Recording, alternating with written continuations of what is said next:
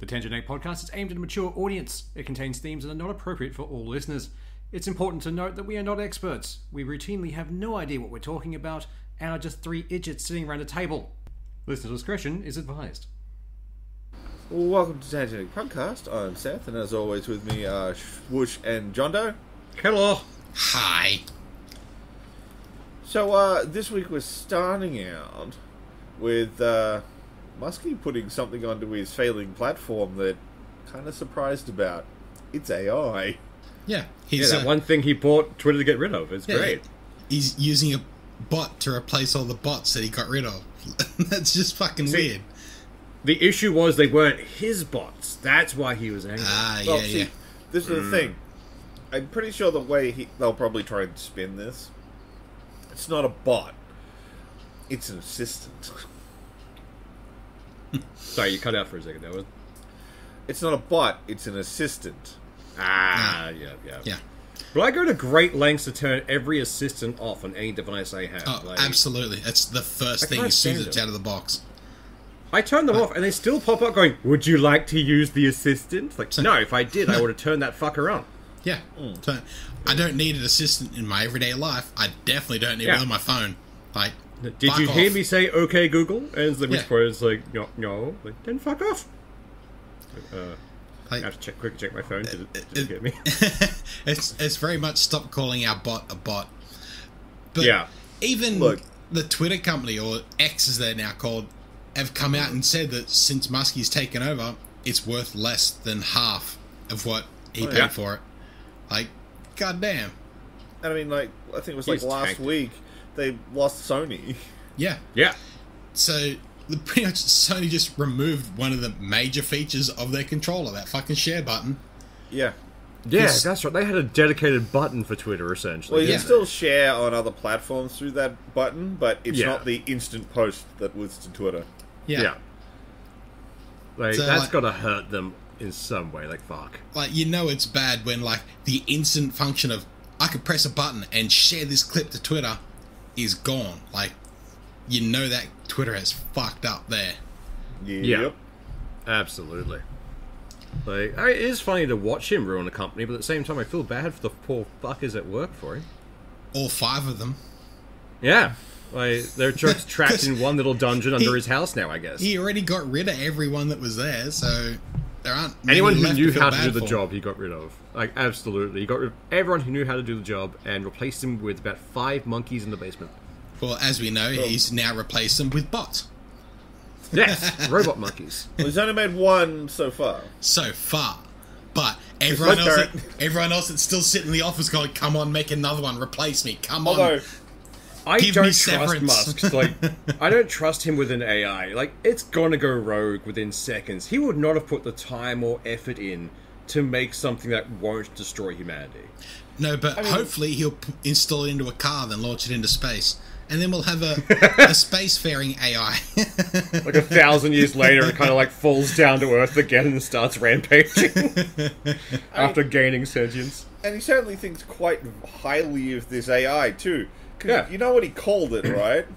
What? Grok. Really? Yeah.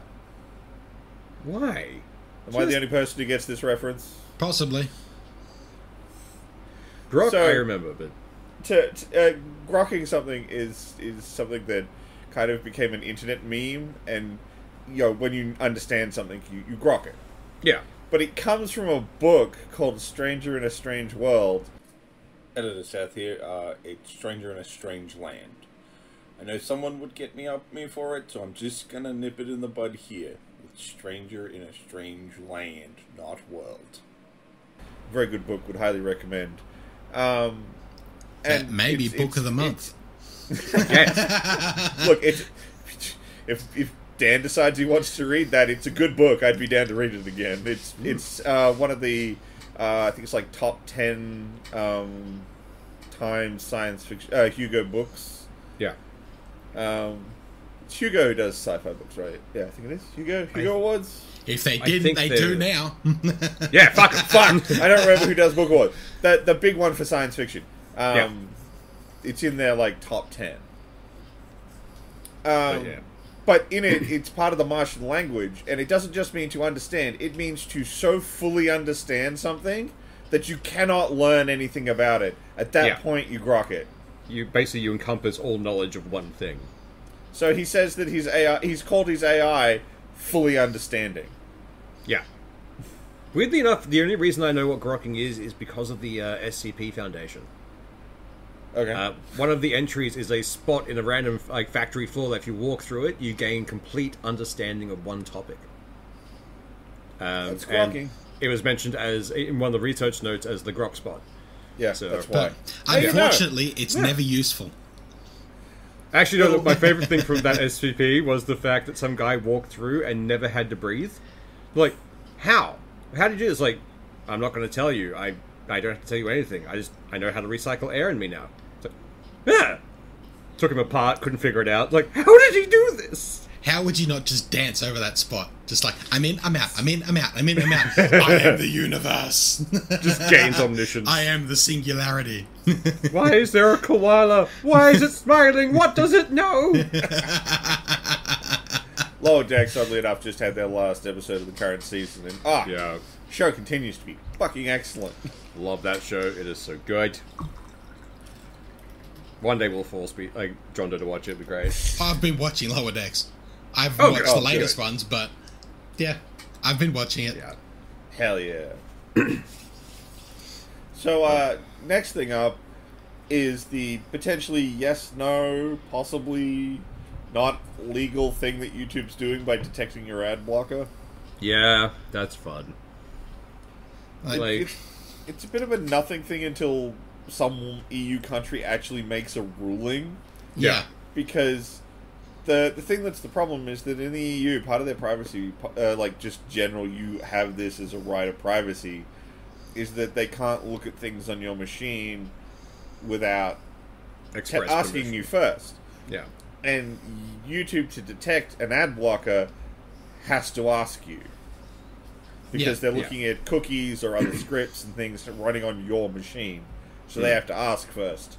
The problem is, the ad blocker works doing the exact same thing back at YouTube.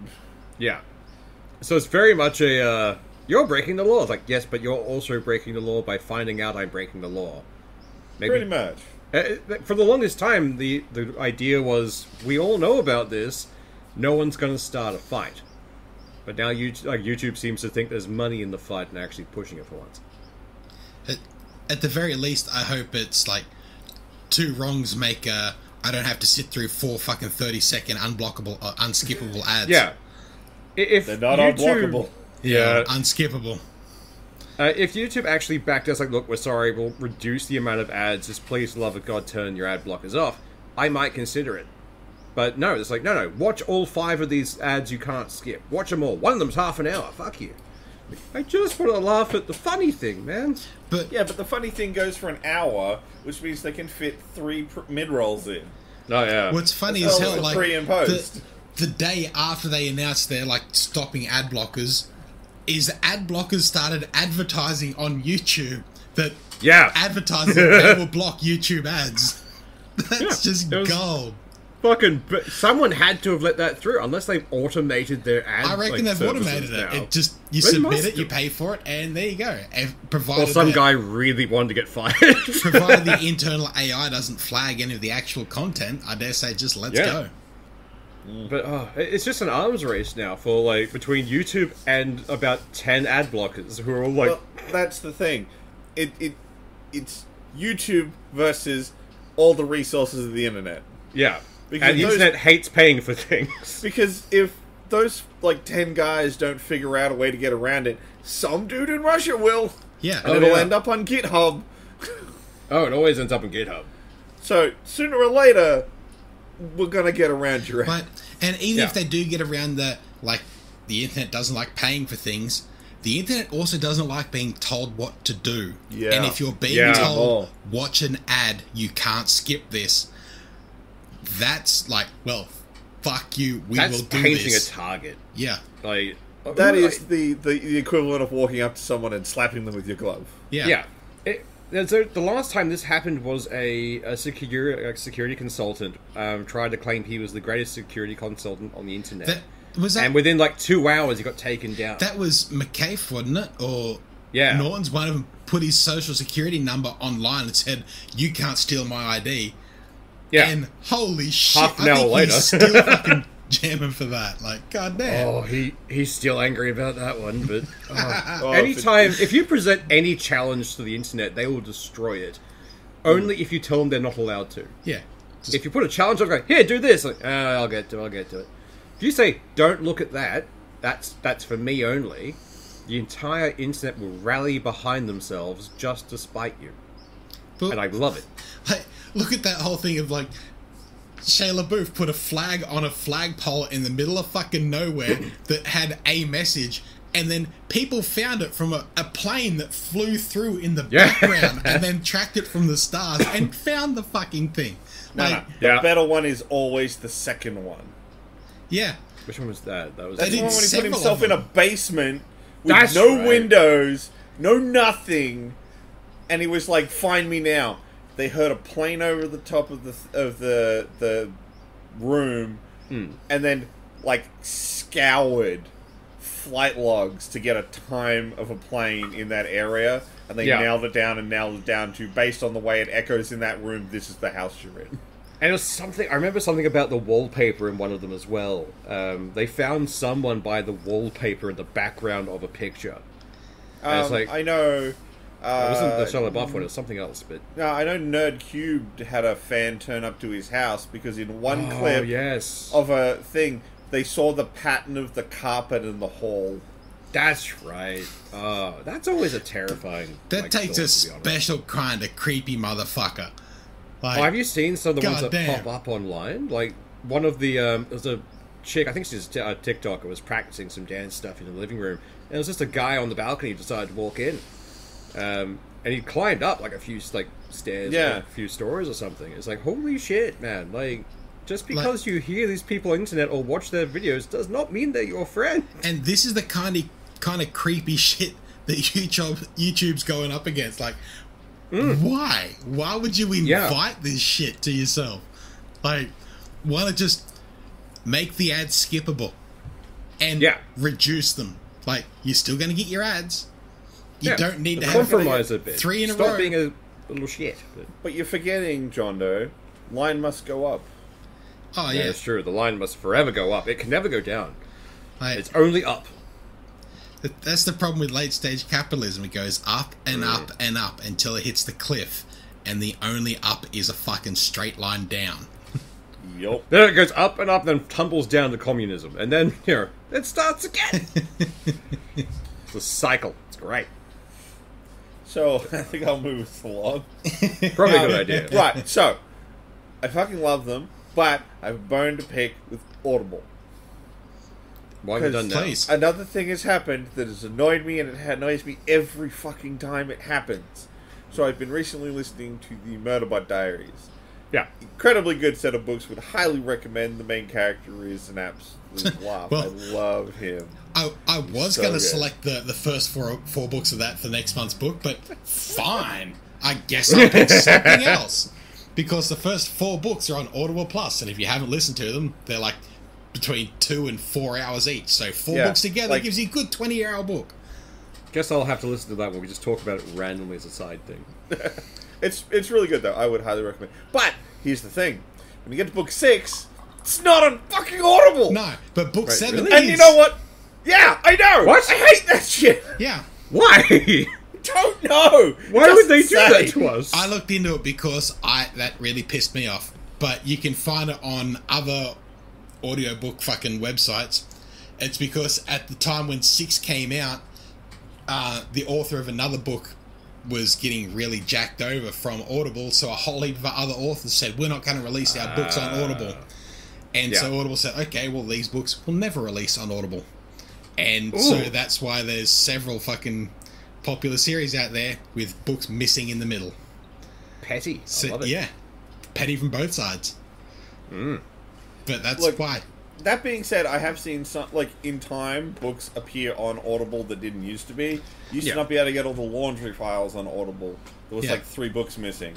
But they're Eventually, all there money now. does win But out. Like, a lot of those, they're specific versions of those books that won't get there. so that either the book needs to be re-recorded or released as an Audible exclusive version. For these ones in particular, that from these authors that didn't want their books released on there, they need to release an Audible specific version of them to get them released on Audible, and a lot of authors just won't go through that. Or some won't anyway. Point is, I still hate this fucking gap in this set, because now they have to go find it on another service or just stop reading. Yeah. I don't want to do either. Yeah, it's one of those things like, I want to keep going, but I'm also really lazy, and I don't want to make another account on another fucking website. Just give me everything I want in one space and make it easy as shit to use. And then just don't charge me through the ass for it, please. I mean, it's a thing I've said before, like a non-monopoly is great. Yeah. Because there's competition and you can theoretically get prices driven down. Once someone has a monopoly, they do what they fucking want. Yeah. I.e., look at the drugs market. Yeah. Yeah, pretty much. No one should pay that much for fucking insulin. Oh, God, that's fucked. But that's because they have small monopolies. Oh, the fucking cable industry in the States, that shit's fucked. Oh, yes. No, fuck.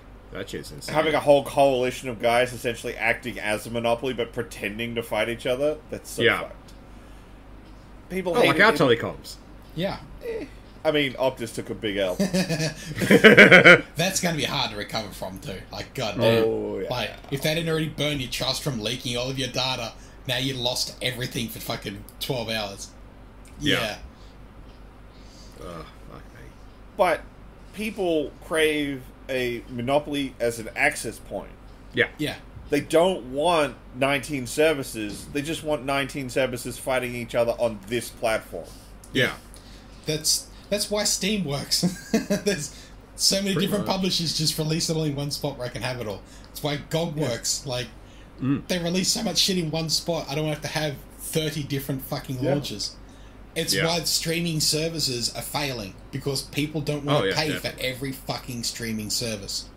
Especially when there's exclusives fucking everywhere. Yeah. Oh, this is exclusive to Prime, or this is exclusive to Hulu. It's like, fuck you, give me the thing. I'm not paying a whole lot of subscription. And each one only wants the exclusive to lure you into theirs, because you know if you're paying for this one, you won't pay for a different one. And it's just annoying as shit. The problem, of course, being if for some reason like a platform like that existed, once it had the monopoly, it would just jack the price. Yeah. Yeah. The platform would have to be some kind of free or shareware kind of thing. It's like, no, you can't make money off that, but just plug shit into it. But that'll never happen because it won't make money. Yeah. Well, I mean, even then, just like running a thing like that would cost you money, so you have to get some revenue. But like consumers don't want to have to go to 19 places. They just want 19 places to fight over them. Yeah. We want to feel loved. And then they'll start complaining about the high seas again. Yeah. Yeah. Every time. So, second thing, this is actually like 3 things I'm injecting into this podcast, not on our list. I am completely okay with this. Because I had a couple things to talk about. Second one, I played RoboCop. Oh, I saw you popping up on Steam with that. I'm like, I should really ask you how that's going. It doesn't suck, and that really pisses me off. That kind of makes me angry. Damn it. Well, I wanted to hate on this. Look, I paid way too much. I'm not even going to pretend that its price tag is even close to value. They are charging, at least in Australia, $73. It's too much. It is not okay. So it's a humble deal, or like wait till massive Steam sale. Yeah. Like Christmas Steam sale. Like 20, 30, maybe $40 depending on your value of stuff. Absolutely. 100% fucking buy it. At its current price, no. It's way too much. But I started playing it, and then I realized I was having a really good time, and I didn't want to refund it. Damn. But if you enjoy it, it's worth it. At that price, maybe it might be a little tight, but if you're enjoying it, it's worth it. I will freely admit it is maximum your RoboCop. Like that's good. At least I got the feel of that right. But I mean, like you like this whole section in a squad station, and it's a lot of wandering around talking to officers, and it just takes a bit of time. It's not like drop him straight back into the action. they sort of take a little... And when they send you out on, like, your first, like, big proper mission outside of the tutorial, it's just a large map, and you just sort of, like, wander around a, half dozen blocks of wrecked out Neo-Detroit. Nice. So, it's not even, like, just a railroad. It's like, it has, like, little mini sort of open areas for you to just sort of wander around and book people for crimes. So, it's sort of open linear. Like, yeah, very much so. Okay. There's not a lot to do in those spaces, but they let you wander. Yeah. I feel like how Atomic Heart had those weird open spaces between dungeons. No, it would be more like if Atomic Heart had, like, one of the little towns, and that was it, but everything was directly connected to that town. Ah, okay, fair. Like I said, it's not a huge space. It's just enough for you to kind of get that impression of Detroit. Yeah. Not necessarily have to have a giant, sprawling map for you to wander around and get lost. Let's be honest, from what I've heard, we only need an impression of Detroit. We don't need much more. I know, right? Yeah. But it's fun. Like, it's genuinely a lot of fun. And, like, because you're goddamn RoboCop, like, why use cover? You just pull out your gun and walk at the bad guys, and you blow limbs and faces off. Hell, they have a custom animation for shooting people in the dick. That's high quality. See, that might be worth the price of admission. Triple A game of the year. Like, there's some systems that are dumb, like there's a leveling up system and stuff. It's really stupid. I don't really care about it. But, like, I'm having fun being RoboCop. Yeah. Honestly, I'm surprised that Judge Dredd hasn't gotten a decent game yet, because that franchise is built for a game. You have a weapon that switches between different different bullet modes at a random thing, and you are a tank of a person. Just reskin Doom. Yeah. Doom would be much closer to Dredd. Yeah. Yeah. But, I mean, like, they have done some okay Dredd games, but they were back in the 90s when everything was a bit jank. Yeah, we've not had anything recently for Dredd. I love the Dredd franchise. It's fucking hilarious. But if we're getting a reboot of RoboCop now, why not get a reboot of Dredd? Might as well. Exactly. Like, I actually quite like the most recent Dredd movie. Yeah, me too. The most recent I really enjoyed it. I loved it. Just the constant scowl was fucking amazing. Yeah. And never taking his fucking helmet off. So happy about that. I was like concerned, like, please don't take it off. He's never taking it off. Like, and they did the thing. Like, yes. It's almost like they, I don't know, gave a shit about the character. Didn't just take a helmeted character. Said, you know what? The first thing we got to do, get rid of what makes his character useful. Although at the same time, I can never hear the word law without thinking of Sylvester Stallone screaming "law" in my head from the first Dredd. I'm the law. Fucking love it. Yeah. But yeah, so the game we were shitting on for like the past 3 weeks, it's actually pretty fun. We were shitting on it because it did look bad. It did. But we also did bad. say that we would like to play it to get our own view on it. Look, we're not above eating crow on this podcast. We'll happily eat that crow. Well, generally when we're talking shit like that, we'd much rather eat crow. Fucking hell. Oh, fuck yeah. I don't want a game to come out that I'm shitting on because it looks bad to be bad. I want it to come out and be like, bitch, I'm awesome. Yeah. Yeah. I'd rather secretly, play we just want the game to come out and slap. This game was amazing. Yeah. Yeah. Basically, we just want the game to come up and say, we heard you talking shit, and just smack us back down. We're happy for that. Yeah. So, side note, we got like another 34-second trailer for the potential next Mass Effect. Oh yeah, I saw that popping up in one of the group chats. Something about like fancy coat, but yeah, no, they've got a wicked dope coat. I would absolutely buy that coat. Look, and I live in I Queensland. appreciate a good coat, but we can't go past the droid from the like the new Star Wars campaign. That dude's absolutely rocking it. I still find it funny. The internet is still yelling about that droid. Fucks! Like, guys, it's a droid. Calm down. He doesn't. He vibrates. Yeah. But he does clearly fuck. Let's be honest. Yeah. That robot fucks. Hung like an R2 unit. Yeah.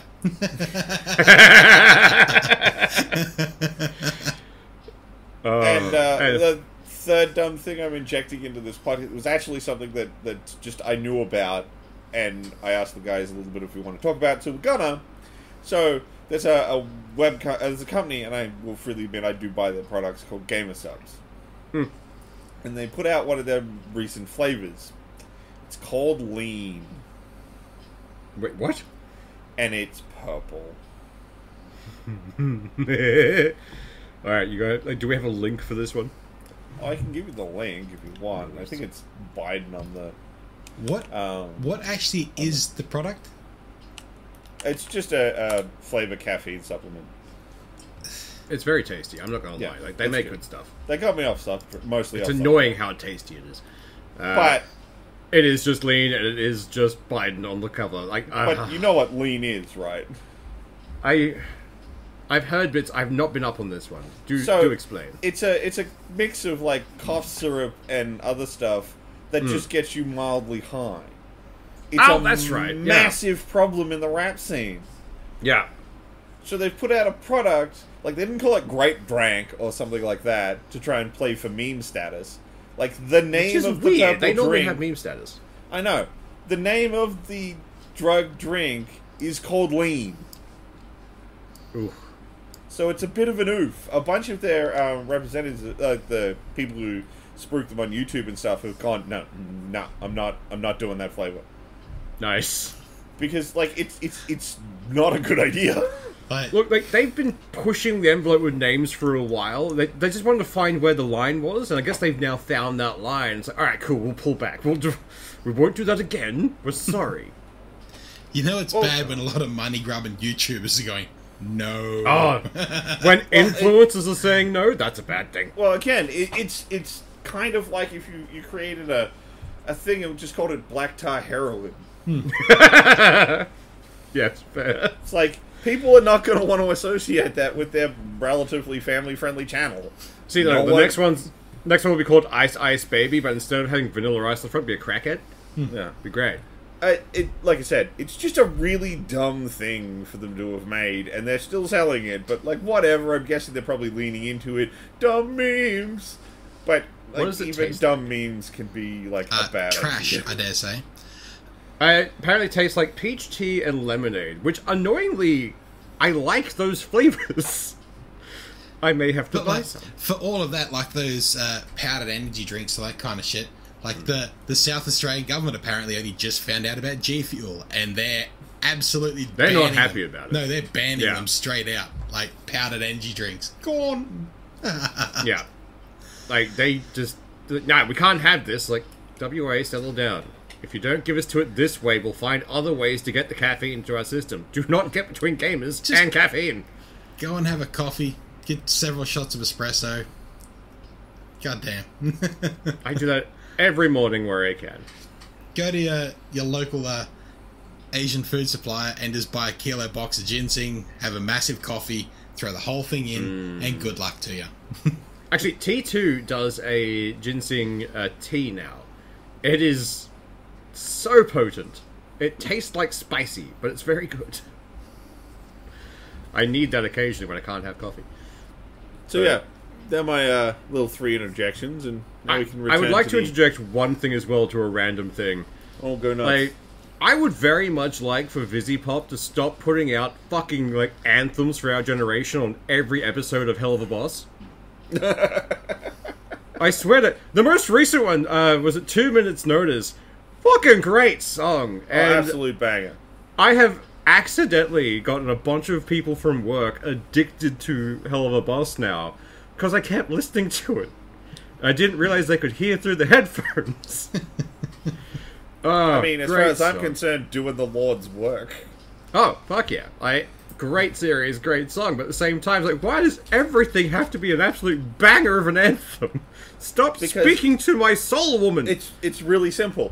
Everything about that show's a banger. It really is. Like, it's a fucking great show. All the characters are great, the animation's fantastic, the overall story's been an absolute roller coaster. Oh, we finally have a release date for Has Been Hotel, their other pet project, which is going to be January next year. Oh, fuck yeah! Yeah, releases on Prime, which I think for us will be... Do we have Prime? Amazon, Yeah, that's the one. Prime Video. But yeah, no, we finally get a release date for that. That'll be an entire series drop, and that's going to be fucking awesome. I mean, if you've never seen the pilot, like, go watch that shit. It's on YouTube.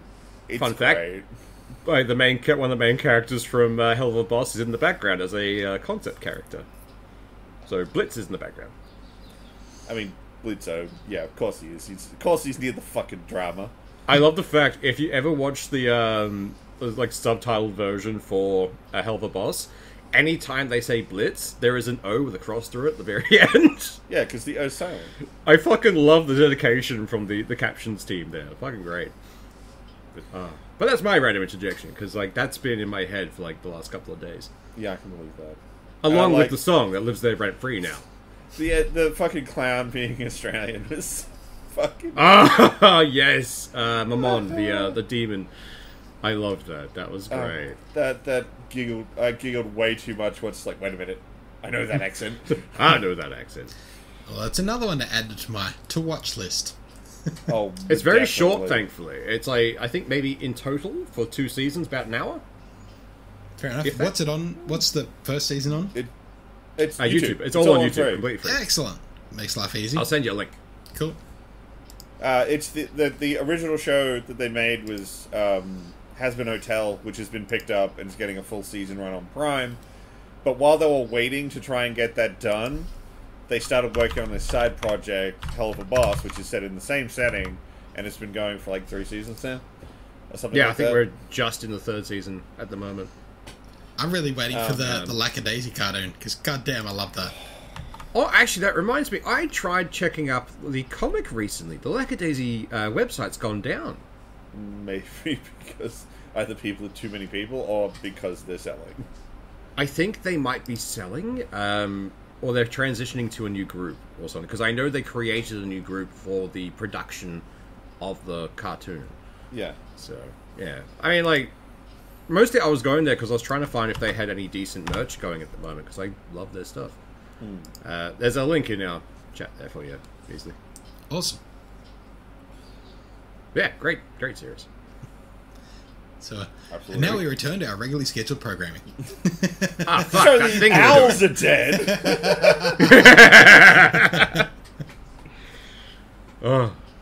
What was the next thing we're talking about? The owls are dead. Oh, yes, Overwatch fuck. shit. Yeah. I heard owls and my brain went to the bird. I'm like, wait, what? That was kind of the point of saying that title that way. Oh god, no. Because the abbreviated Overwatch League is owls. Yeah, like the fact that they finally pulled the pin and got rid of it. No, That game is Blizzard didn't pull the pin on it. The teams inside of it took the leaving payout. But by that, Yeah. by Blizzard didn't pull a pin on it, they made it as hard as possible for the teams that were in it to actually have a good time. Like, the latest Overwatch League wasn't going to be displayed online at all. If you wanted to follow it, you had to follow a live tweet service. And that was it. Oof. You couldn't watch the games, it was just live tweeted. The Owl League went from being like in stadiums to being live tweeted. That's a fall.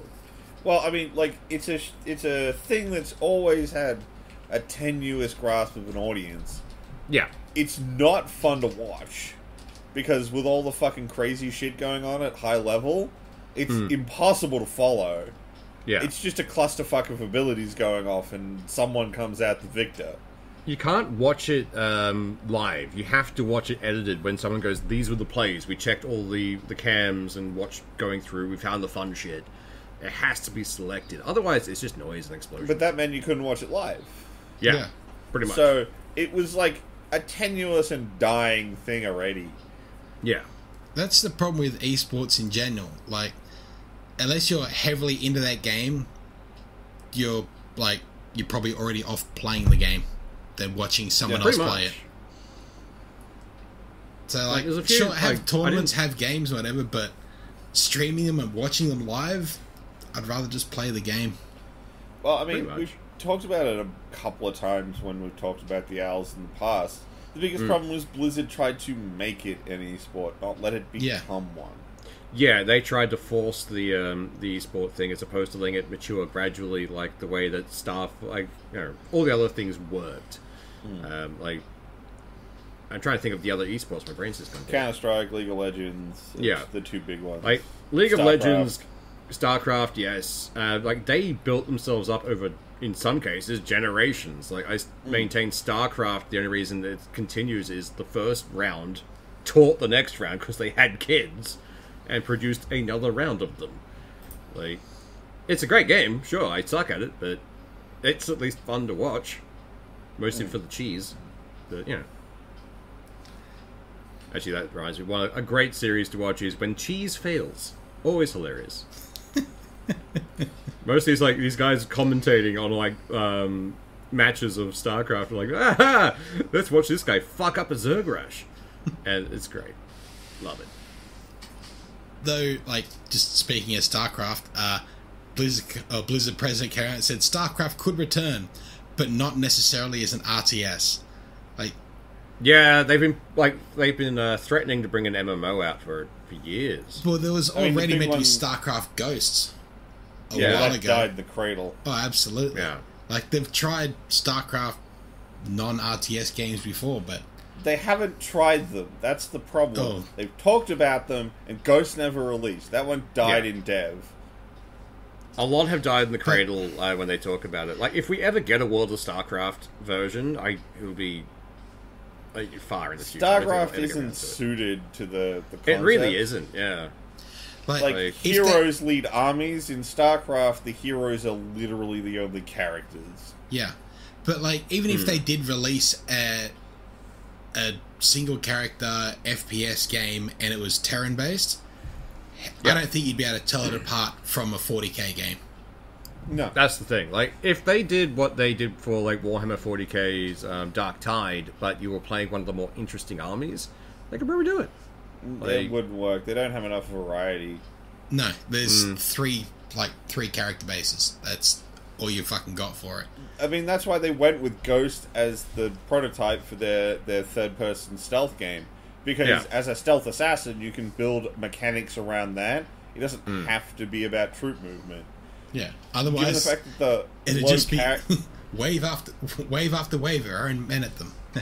Make it that's the orc strategy. Yeah. Make it the Division, but you skin it with the StarCraft stuff. That'd be fun. StarCraft just isn't the way StarCraft is. Unless they do something drastic, it's just not suited to anything other than maybe Ghost doing a stealth game with it.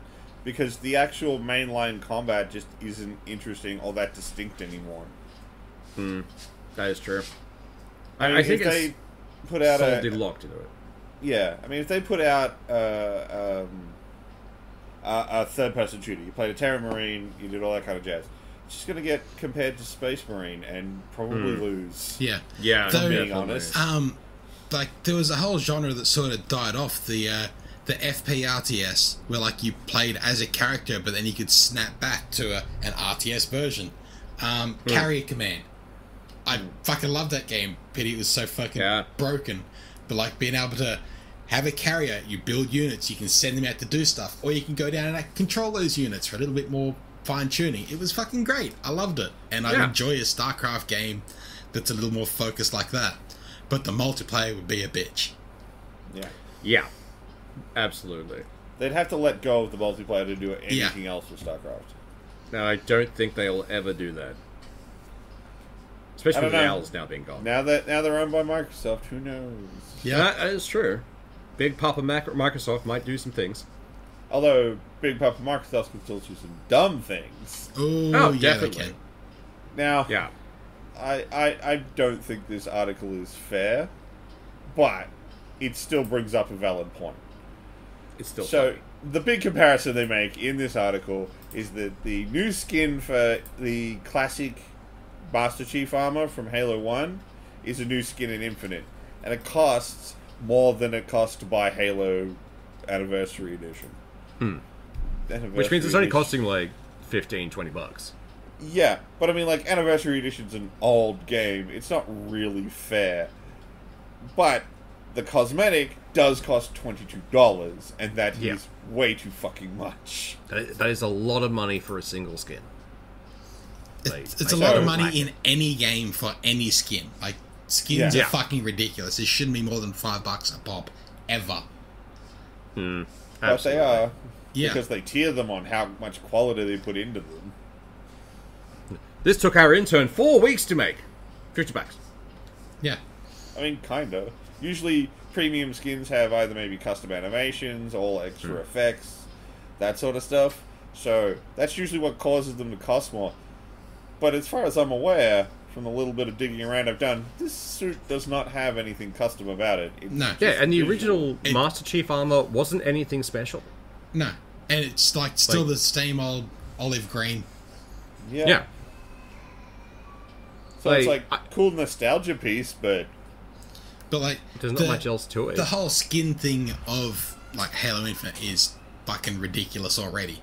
Like you have to get a core unit to be able to get the skins for a particular armor set already, and they're already expensive, but you can't use any of the skin you've already got for that core unit unless you go out there. The whole thing's a fuck around.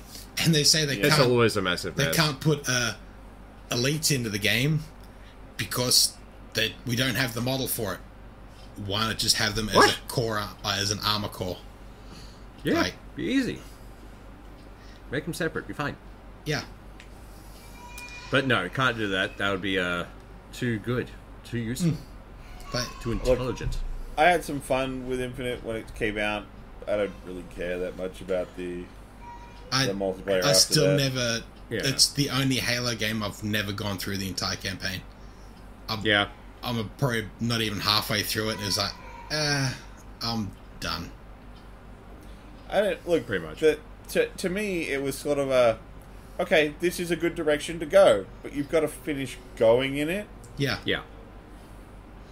Like, you're like halfway there, but you're not done. You can finish see it. That map. It was like, oh my god! Like they can do so much more with this map. Like they can expand it. They can do things. And they said we're not doing anything else with the campaign. It's like, okay, well that was my only reason for buying the fucking thing.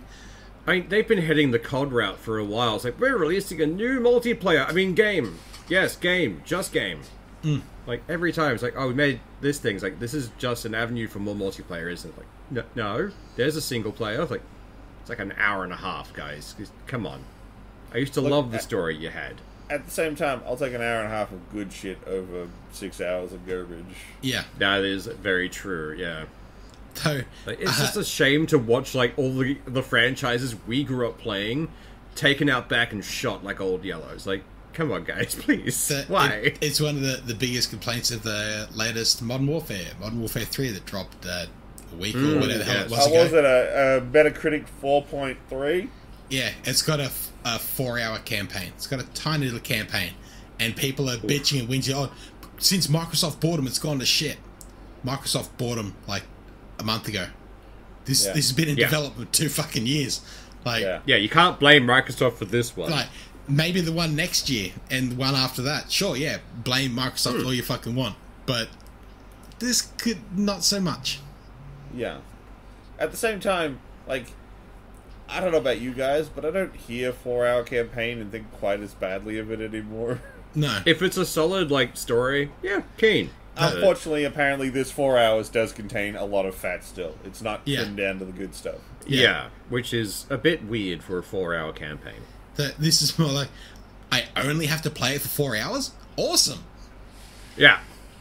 I'll power through it, be fine. But I'm also the kind of dickhead who goes checking every square inch of the map because I can't stand any map having like grey space left on. It's like, no, I must explore. Oh yeah, you got to paint a map. Yeah. It's why I got really annoyed at one point with Baldur's Gate, because there are certain parts of the map that can never be filled in, but you can see fragments of land. It's like, why would you show me that? Why would you put that there? That is just mean. But also, reason? Pretty much. Like, just to spite me. And I love them for it. But, yes. What else is on the list for today? The next big thing, given that we've been talking about prices, is that the retro video game market is basically in freefall. I'm kind of okay with it dying. It should never have been in a fucking climb. Like, it should never have gotten to a freefall because it shouldn't have climbed to the fucking heights it was at. Several $1,000 for a fucking retro game doesn't matter the quality. It's not fucking worth that. We should probably actually explain. We refer to, of course, collectible mint condition in packaged kinds of old Sega or NES or Nintendo 64 games, that kind of stuff.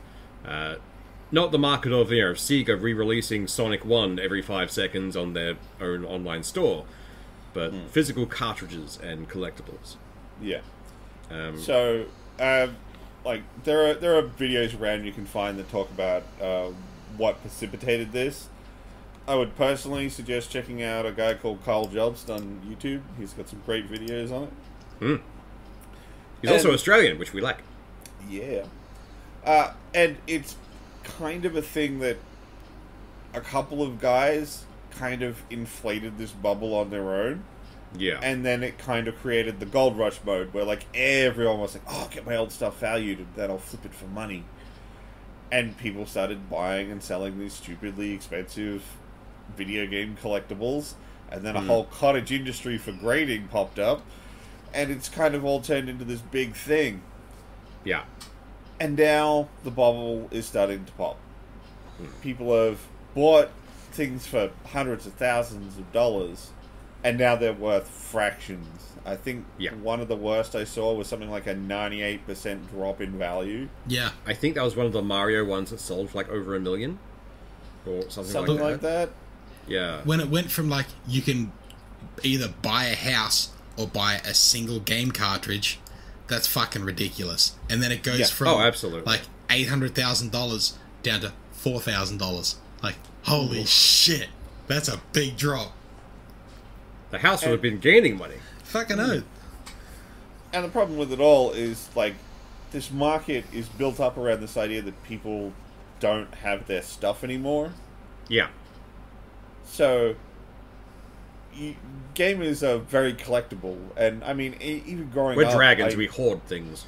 Even as a kid, I held on to every game I owned. I just sort of like clutched them with a death grip. So, like, a lot of collectors probably have their copy of that. Yeah. They don't need to buy your one just because it's sealed in Perspex.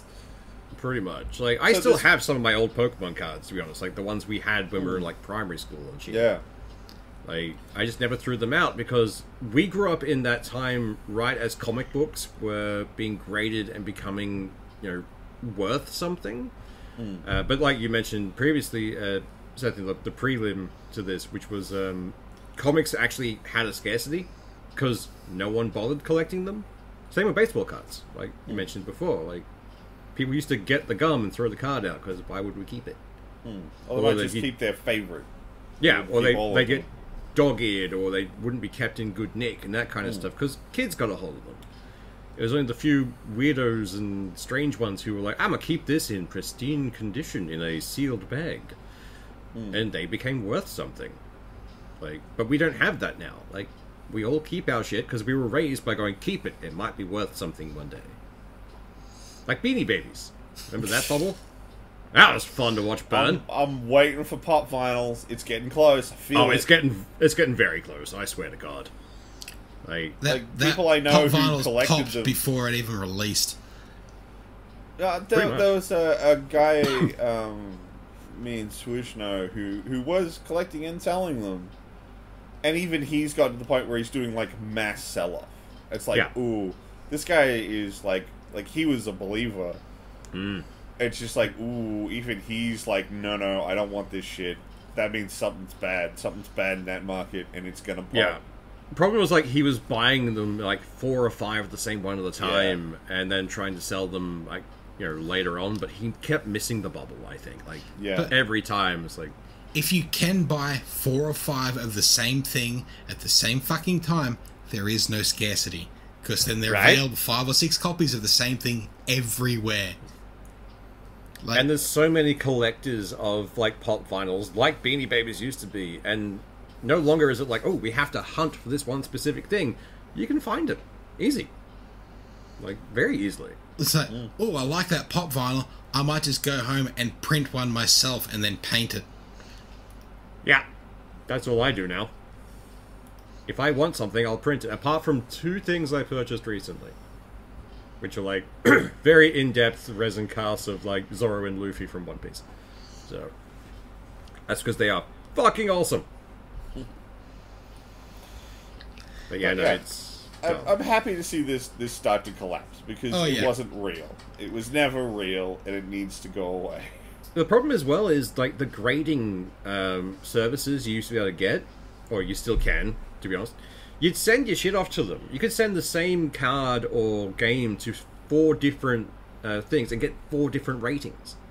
There was no standard for it. There was no way to really have, say, a certification as a person who does this.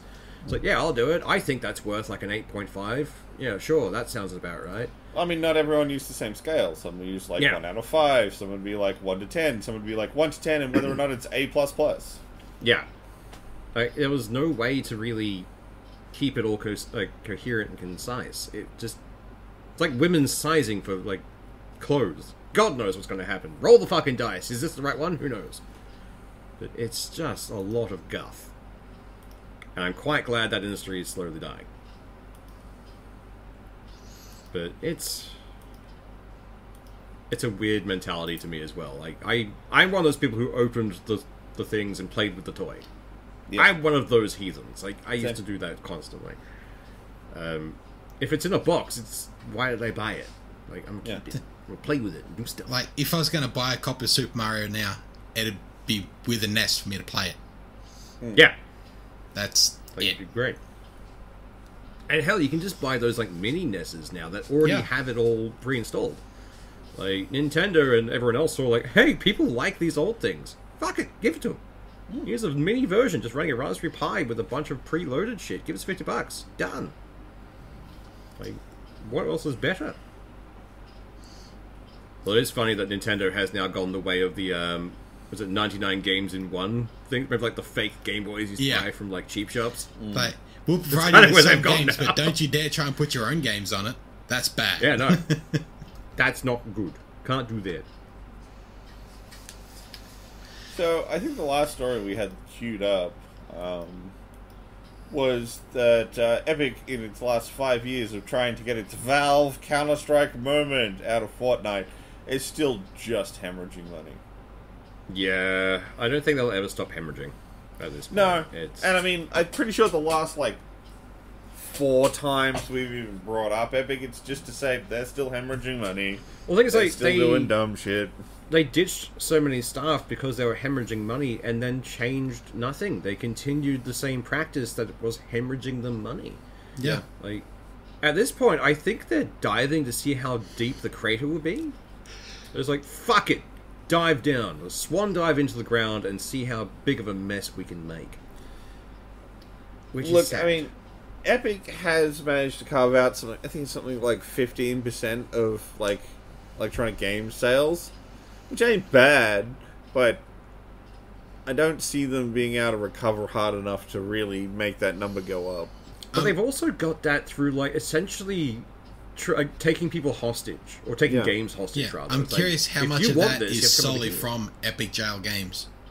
Yeah. Like, people that don't want to wait the year for it to release everywhere else. Yeah. Because, I've got an Epic account, and the only thing I do with it is log on to get the free game that I'll never play, and then close out again. Yeah, that's most people's. Yeah. I mean, then again, we are spiteful as hell when it comes to that kind of stuff. Again, the internet being told, do a thing, we rebel against it. We were told, you can only get this here, alright, I'm going to go somewhere else and wait for it then. And I mean, the fact that I'm that kind of person probably explains why I've never met a single person who happily uses the Epic launcher. Yeah. Actually, that is true. I've never met someone w's bought anything from Epic, to be honest. I have. Have you played this game? It's on the Epic Store. No. Yeah. Anytime it's where can you get this game? My default response is probably on Steam or GOG. Yeah. That is my default. It never even comes into the vernacular. You can find it on Epic. And if it did, I would probably end up slapping myself and going and having a cold shower. Yeah. Because I feel violated. But yeah. I don't know how much longer Epic has as a games distributor. Considering, even EA, even they stepped away from their own app. You can now just buy it on Steam. Same as Ubisoft, you can buy it on Steam. Yeah.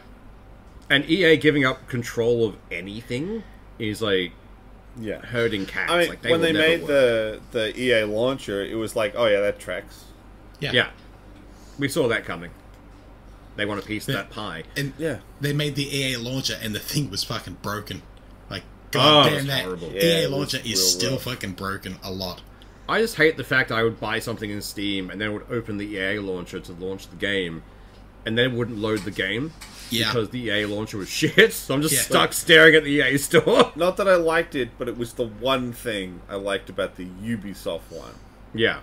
You were able to tie your two accounts together, at which point, when it launched the Ubi launcher, it just launched the game. Yeah, which was great. You didn't have to do anything else. I still play a bit of Battlefield 2042. I just like the game, and it's been fixed a lot. It is really good to play now. But one of their recent updates, when you launched it, it would go black screen and then crash. You could verify the files. All you wanted through Steam would not fucking work. It just kept dying on me. And so I had some digging around, and it turns out when they updated the game, they broke the EA launcher. So you actually had to open the EA launcher, verify the install of the EA launcher, get that repaired, and then it would launch the game perfectly fine. Oh, that sucks. Yeah, it was a bit of a pain in the ass. Are they still making you launch their games to a website as well? No, they at least got rid of that. Oh, that's good. Yeah, I remember for a while there, they were like, "Oh, you want to play the game even single player? Well, open up Epic. Not Epic. The EA launch. So theoretically, see, it's baked in. We hate Epic that much. No. A bad thing happened. Epic did it. Well, it's the equivalent of Epic. What did I do? Oh, sorry, force of habit. But that started with Battlefield 3, and then 4. Hardline, I think, was the first one. That was after 4, wasn't it? Was it? I honestly don't remember. There's been so many. 3, then Hardline, then 4, I think it might have been. And then I remember very specifically with Hardline that it did it. Yeah, I think that's where it got more like. It was like launch game. You launch your crappy service. Launch my game to open my browser to go to a specific page setup, which I don't even know how it's loaded. I assume locally, and then click play to activate the game. Like, what the fuck? It was so strange. Like, I don't know why they did it that way. Yeah. And they last time I tried to play Hardline, because I never actually finished Hardline, and I wanted to have a go because it was on Game Pass. Yeah.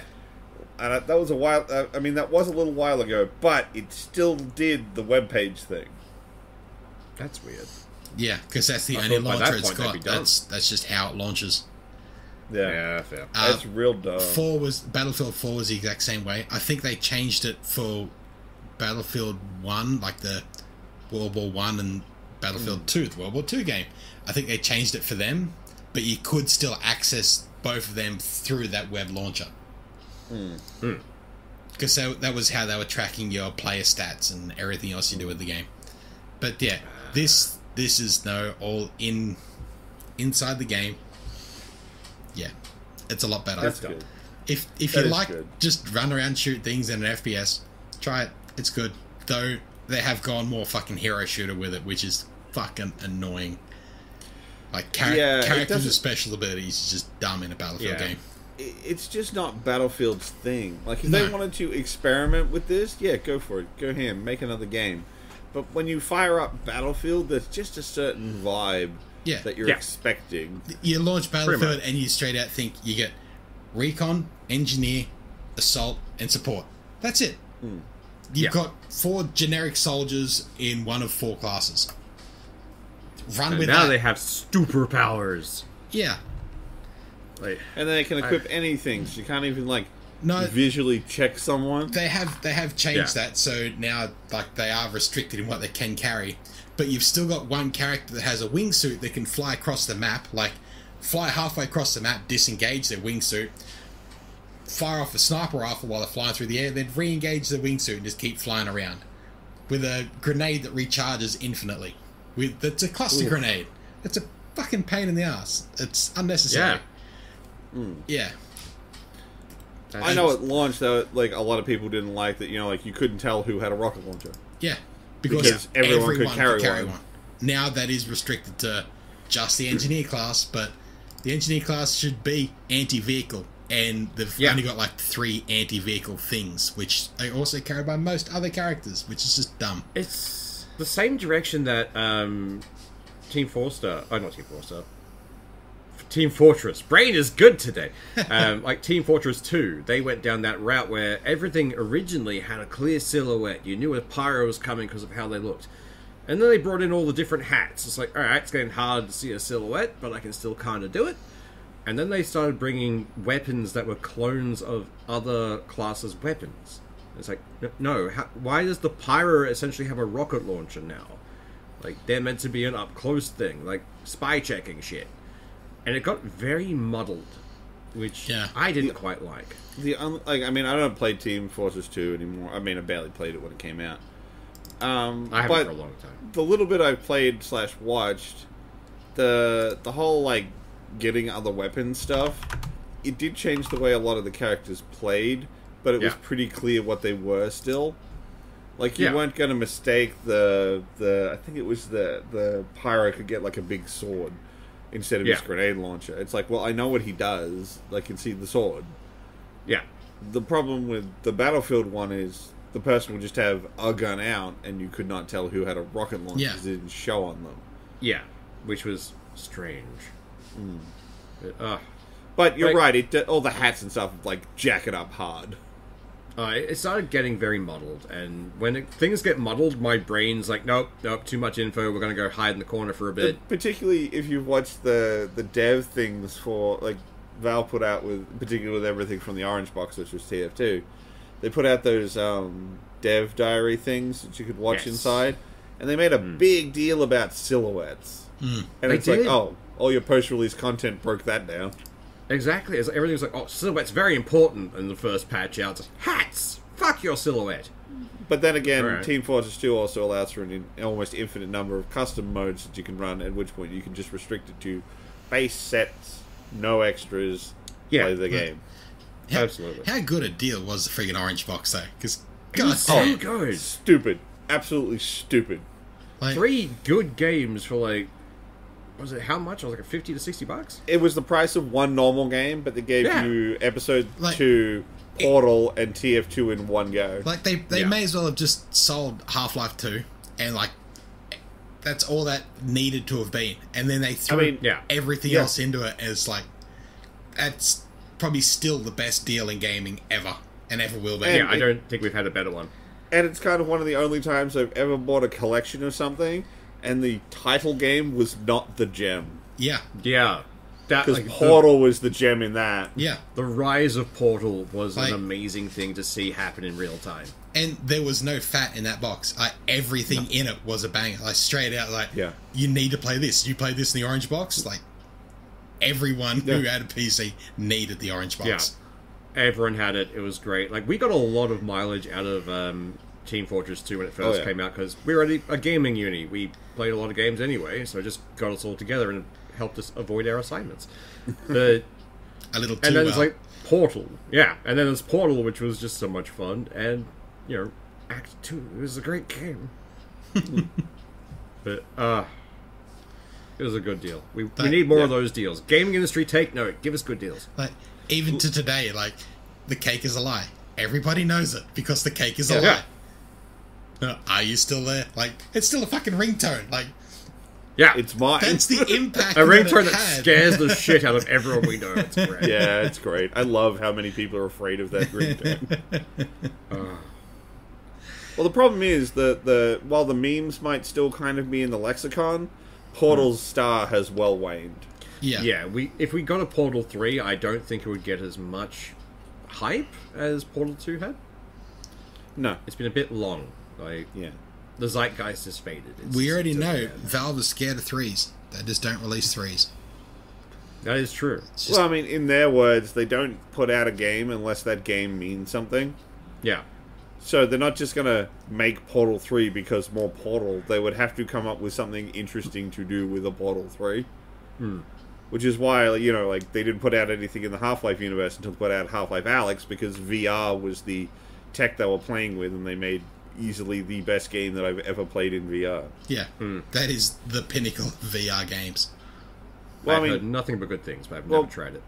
Like, I watched the dev diary for that game as well, and one of the things they pointed out was, anytime they were designing something about how to play that game, they went, what can we do to remove barriers from fun? We don't want people frustrated. We want them to have a good time. So we must always find a way to make sure that they have fun. Which is a great way of making a fucking game. It should be the way of making a game. Definitely, absolutely. Yeah. But, like, in VR, that was probably more of a challenge, because you've got to try and figure out how do we reload a weapon that feels good, but doesn't get in the way of the player being able to do the thing. Yeah, you can't break it, like, immersion, essentially. I think that's where VR is going to run into a bit of an issue. Like, because it's meant to be more immersive, you can't have things like cheat or halfway, because it breaks that immersion. And then you get the people like, I don't want to have to load my gun. It's like, yeah, but if it doesn't, you'll complain that you can't load the gun. Yeah, and until, like, VR goes full immersive, like, deep dive, like the... Yeah. Like, you can just lay out online levels. Lay back. Hopefully without the death. Hopefully, but until you can just lay back and sink yourself and you're actually in the game world, VR's going to feel restricted. To some point. When that happens, you'll never hear from us again. All three of us will be hooked up to the machine somewhere. That would be the death of humanity. I play, like, I have a VR headset, and I do crack it out every now and then. Yeah, me too. But, like, there's some stuff that just doesn't work. No. Like, I play, like, the game I play the most is Hot Dog Sauce using hand grenades, and I'm really excited for the new update. But I can't do bolt action rifles in that game, because there's no feedback. Yeah. And, like, yeah, okay, all the other guns can have some, like, mild effects on the game to give me something, but, like, the pulling off a bolt is nothing. And it feels like nothing, and it just does not work. It's so bad. It's terrible. Some things need that tactile sensation. Yeah. Like, or they're still apparently trying to figure out haptic gloves and suits and that kind of stuff. To, like, the problem is... That's going to be a long time before anything happens with that. The problem would be encoding that kind of feedback into all games. Like... Yeah, different brands do it different ways. Already, yeah. And apparently they're quite good, but only if the developers work to make it a thing. Yeah. Yeah. But, like, for VR, like, I pretty much only played Elite Dangerous, which was a good space combat game. It worked well for Elite Dangerous with a HOTAS. Beat Saber, just because you're just swinging your arms around, and Half-Life Alyx. They're the only 3 games that I'd recommend to anyone with a VR. There is one game that I would recommend to VR people that isn't tagged as a VR game. Star Wars Rogue Squadron. Ah, yes, because you could always look around the cockpit. That was right.